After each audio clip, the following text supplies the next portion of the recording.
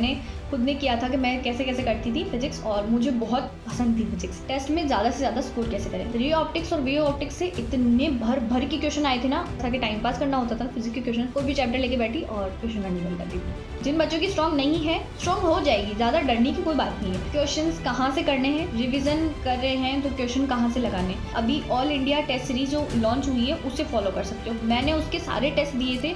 Hello everyone, my name is Dolly Purohit. Currently I am a second year MBBS student at TMCD. तो कैसे हैं आप सब लोग? आई होप आप बहुत अच्छे होंगे और आपकी नीट की तैयारी बहुत जोरों शोर से कर रहे होंगे। तो आज के हमारे वीडियो में हम बात करने वाले हैं फिजिक्स की स्ट्रैटेजी के बारे में। जो हमारी वो सीरीज चलती थी, सबसे पहले केमिस्ट्री की देखी हमने, देन बायो की देखी, देन फिजिक्स की हम अब स्ट्रैटेजी देख रहे हैं। तो ऐसा है कि फिजिक्स की स्ट्रैटेजी इस वीडियो में मैं आपको बताऊंगी कि आपको अभी आपकी क्या अप्रोच होनी चाहिए फिजिक्स सब्जेक्ट के लिए कि आप अपने एग्जाम में मैक्सिमम स्कोर कर सके, जितनी आपकी कैपेसिटी है उससे ज्यादा ही कर सके। सबसे पहले आते हैं हमारा first point, importance of physics. कोई बच्चे ऐसे होते हैं ना जिनको फिजिक्स पसंद नहीं होती, तो वो अपने आप को एक्सक्यूज ऐसे देते हैं कि हमको तो डॉक्टर बनना है, तो फिजिक्स इतनी इंपॉर्टेंट क्यों है हमारे लिए, फिजिक्स ना पढ़े तो फिजिक्स का क्या फायदा हमारी लाइफ में। मैं तुम्हें एक एग्जांपल देती हूँ। तुम्हारा फिजिक्स का चैप्टर है रे ऑप्टिक्स, ठीक है। रे ऑप्टिक्स में तुम क्या पढ़ते हो? लेंस पढ़ते हो, तुम मिरर वगैरह पढ़ते हो। तुम्हारी जो एमबीबीएस में एक सब्जेक्ट होती है ऑप्थेल्मोलॉजी। ऑप्थेल्मोलॉजी मतलब आंखों का डॉक्टर टाइप जो होते हैं ना। तो अगर ऑप्थेल्मोलॉजी तुम तभी पढ़ पाओगे जब तुम्हें रे ऑप्टिक्स के जो फिनोमिना, जो चीजें है ना, वो तुम्हें पहले से पता होगी। तुम्हें पता होगा कि हमारी जो ह्यूमन आई है उसके अंदर कैसे इमेज फॉर्म होती है। अगर कोई भी हमारे डिसऑर्डर वगैरह कुछ भी चीज हमें हो जाती है, दूर का नहीं दिख रहा, पास का नहीं दिख रहा, कुछ भी प्रॉब्लम हो जाती है, तो उसको करेक्ट करने के लिए कौन सा लेंस लगाना होता है, ये सारी चीजें। तो अपने आप को एक्सक्यूज मत दो कि फिजिक्स ना पढ़ें तो भी काम चल जाएगा, नहीं चलेगा। तो ये तो थी फिजिक्स की इंपॉर्टेंस। अब आते हैं हम हमारे सेकंड पॉइंट के ऊपर। सेकंड पॉइंट है how to do revision in physics, ठीक है। तो फिजिक्स में रिवीजन करने का तरीका है कि जिस भी टीचर ने तुम्हें पढ़ाया है फिजिक्स, उनके सारे नोट्स तुमने उतारे होंगे, ठीक है। उनका एक्सट्रैक्ट निकालो, उनको कंसाइज करो, शॉर्ट नोट्स बनाओ, फॉर्मूला शीट बनाओ। मैंने तो क्या किया था, शॉर्ट नोट्स और फॉर्मूला शीट दोनों को मिक्स कर दिया था। मतलब एक में ही मैंने दोनों चीजें लिख दी थी कि जहाँ फॉर्मूले आते थे उनको एक अलग हाईलाइटर से मैं हाईलाइट कर देती थी। वो फॉर्मूला मैंने जिस कॉन्सेप्ट के लिए लिखा है कि भाई ये इस चीज का फॉर्मूला है, कि फ्री फॉल जो होता है उसका फॉर्मूला ये मैंने लिखा है, उसके जो सारे हाइट वगैरह जो भी फॉर्मूले होते हैं वो लिखे हैं। अगर मुझे फॉर्मूला ही रिवाइज करना है तो मैं सिर्फ उन जो हाईलाइटेड पार्ट है उनको देखूंगी, और शॉर्ट नोट्स रिवाइज करने तो वो देखूंगी। और अगर मैं टेस्ट के लिए रिवाइज कर रही हूँ तो मैं दोनों चीजों को साथ में रिवाइज करूंगी। फिजिक्स में ऐसा है कि आपको रिवीजन जो करो ना, शॉर्ट नोट्स और फॉर्मूला शीट से करना है। और हर बार जब रिवाइज करो ना, अपनी शॉर्ट नोट्स को और छोटा करते जाओ। मतलब उसी में ही तुम वो चीज लिख सकते हो कि इसका मैंने ये इतनी बड़ी लाइन याद ना करके मैं ये लाइन याद करूंगा तो ज्यादा अच्छा रहेगा। वो चीज भी तुम कर सकते हो। देन आता है हमारा थर्ड पॉइंट। थर्ड पॉइंट है टेस्ट में जो हम क्वेश्चन अटेम्प्ट करते हैं ना, उसमें फिजिक्स के क्वेश्चन गलत हो जाते हैं। मतलब हमें कॉन्सेप्ट आता है, हमने सब कुछ किया, लेकिन फिर भी गलत हो जाते हैं। उसको सही कैसे करें? तो फिजिक्स में ऐसा होता है कि मोस्टली सारे क्वेश्चन न्यूमेरिकल बेस्ड होते हैं, ठीक है। न्यूमेरिकल बेस्ड क्वेश्चन होते हैं तो हमें ऐसा होता है कि हमने ये न्यूमेरिकल है, हमने किया, इसका ये आंसर आया और हमने उसमें ऑप्शन में ये होगा, टिक कर दिया, खत्म। हमने दोबारा क्रॉस चेक ही नहीं किया।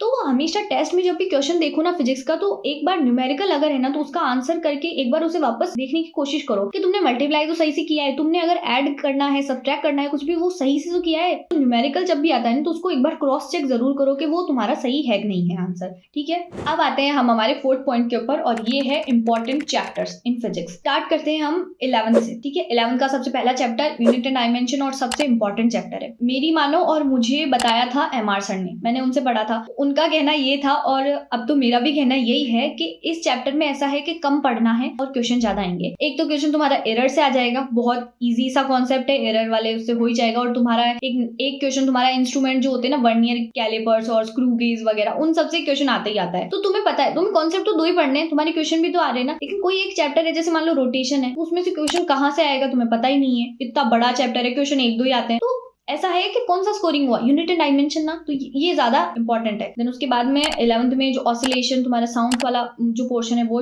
बहुत इंपॉर्टेंट है। वर्क पावर एनर्जी वो बहुत इंपॉर्टेंट है। जो तुम्हारा ग्रेविटेशन वाला जो चैप्टर है ना, वो इंपॉर्टेंट इन द सेंस है कि ग्रेविटेशन तुम्हारा जो है ना लिंक करता है। 12th का जो चैप्टर है ना इलेक्ट्रिसिटी में, वो जो तुम्हारे को वोल्टेज वगैरह जो निकालने होते हैं, वो वाला जो चैप्टर है ना, वो सेम ही कॉन्सेप्ट आता है ना, अर्थ मैग्नेटिज्म वगैरह, उसमें सब में सेम ही तो निकालना होता है, ये लिंक करता है। तो इसलिए ये इंपॉर्टेंट हो जाता है चैप्टर। अब आते हैं 12th पे। 12th में सबसे इंपॉर्टेंट और सबसे इजी मॉडर्न फिजिक्स, और उससे क्वेश्चन भी बहुत अच्छे आते हैं। अब यूनिट एंड डायमेंशन के बाद कोई इंपॉर्टेंट है तो मेरे लिए मॉडर्न फिजिक्स, उसको करके जाना है। देन थर्ड चीज तुम्हारा ऑप्टिक्स वाला पार्ट। रे ऑप्टिक्स और वेव ऑप्टिक्स से इतने भर के क्वेश्चन आए थे ना, नीट 2021 में कि पूछो मत। जो हमारा नीट 2022 हुआ था ना, उसमें भी काफी क्वेश्चन आए थे, लेकिन रे ऑप्टिक्स से ऐसे क्वेश्चन आते हैं मोस्टली बनते नहीं है। रे ऑप्टिक्स के अंदर वो काइनामेटिक्स के कॉन्सेप्ट घुसा देते हैं और उससे क्वेश्चन बनता है, तो हॉरिजॉन्टल लिंकेज हो जाता है काइनामेटिक्स और रे ऑप्टिक्स में, तो वो थोड़ा डिफिकल्ट पड़ता है, लेकिन इंपॉर्टेंट तो है। ठीक है, देन तुम्हारा फर्स्ट वाला जो पार्ट है 12th का, इलेक्ट्रिसिटी और मैग्नेटिज्म वाला, वो तो बहुत इंपॉर्टेंट है, उससे क्वेश्चन आता ही आता है। मतलब ऐसा मैं बोलूंगी कि सबसे पहले Newton dimension, then modern physics, then तुम्हारा इलेक्ट्रिसिटी मैग्नेटिज्म वाला पार्ट है 12th वाला पोर्शन वगैरह, देन ऑसिलेशन वगैरह, ये सारी चीजें बहुत इंपॉर्टेंट है। अब आते हैं हम हमारे 5th पॉइंट के ऊपर, और ये है एनसीईआरटी रीडिंग का। एनसीईआरटी रीडिंग जो है ना, चैप्टर वाइज एनसीईआरटी रीडिंग तो करनी, अभी तो टाइम भी नहीं है, करनी भी नहीं होती है। मतलब हमें कभी नहीं बोला, मैंने फर्स्ट में करी थी, 1-2-4 चैप्टर की करी थी, उसके बाद मुझे पता चला कि एनसीईआरटी रीडिंग नहीं करनी होती है, और मैं तुम्हें अभी से बता रही हूँ एनसीईआरटी रीडिंग कोई कर रहा है ना तो मत करो। ऐसा नहीं है कि साल पूरी एनसीईआरटी नहीं पढ़नी। एनसीईआरटी में जो लास्ट में जो समरी पॉइंट्स दिए होते हैं ना, पॉइंट्स टू बी पॉन्डर, ऐसा करके कुछ लिखा हुआ होता है, समरी के जो पॉइंट्स होते हैं वो पढ़ लेना। तो अब आते हैं हम हमारे 6 पॉइंट के ऊपर, और 6 पॉइंट है क्वेश्चंस कहाँ से करने हैं। रिविजन कर रहे हैं तो क्वेश्चन कहाँ से लगाने। तो सबसे पहले तो तुमने जो भी चैप्टर पढ़ा है, जो भी तुम चैप्टर रिवाइज कर रहे हो, जिसके शॉर्ट नोट्स और फॉर्मूला शीट तुमने रिवाइज कर ली है, अब तुम क्वेश्चन रिवाइज करने के लिए जा रहे हो। तो सबसे पहले तो वो क्वेश्चन करो जो तुम्हारे को बैच में तुम्हारे लेक्चर में पढ़ाए गए। सेकंड, वो क्वेश्चन करो जो तुम्हारे डीपीपी में तुमसे गलत हुए थे, वो क्वेश्चन लिखो, और इनमें से जो भी क्वेश्चन तुम्हें ऐसा लगे ना फिर भी हमसे नहीं बन रहा है, हमें फिर भी इसमें डिफिकल्टी आ रही है, उस क्वेश्चन के कॉन्सेप्ट को उसी चैप्टर में शॉर्ट नोट्स में वहां इंक्लूड कर दो। जगह नहीं है तो छोटे ऐसे स्टिकी नोट्स आते हैं, उसके ऊपर उसका कॉन्सेप्ट लिख के वहां लिख दो, और वहां ऊपर लिखो कि तुमसे ये क्वेश्चन गलत हुआ था। ये हो गया। और उसके बाद में जो भी तुम टेस्ट वगैरह देते हो, टेस्ट कहाँ से देने, क्या करना है टेस्ट के लिए, तो सबसे पहले तो तुम्हारा अभी तुम्हारे बैच में जो हर संडे जो टेस्ट होता है वो देते रहो। उसका जो भी तुम्हारा जो भी है फिजिक्स में जो भी तुम्हारे को सिलेबस दिया है वो रिवाइज करो, टेस्ट दो। देन सेकंड चीज तुम कर सकते हो, अभी ऑल इंडिया टेस्ट सीरीज जो लॉन्च हुई है उसे फॉलो कर सकते हो। मैंने उसके सारे टेस्ट दिए थे, तो मैं आपको भी सजेस्ट करूंगी कि उसके सारे टेस्ट दो।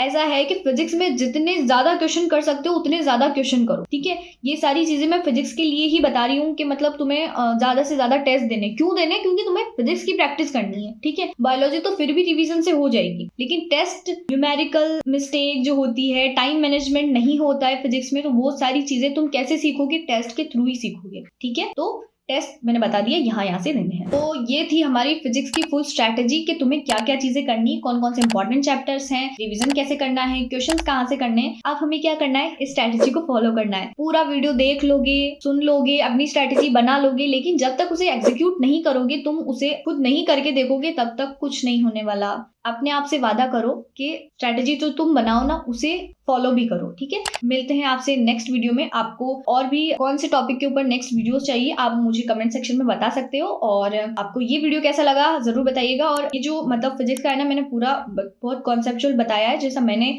खुद ने किया था कि मैं कैसे कैसे करती थी फिजिक्स, और मुझे बहुत पसंद थी फिजिक्स। तो मिलते हैं हम हमारे नेक्स्ट वीडियो में। Thank you.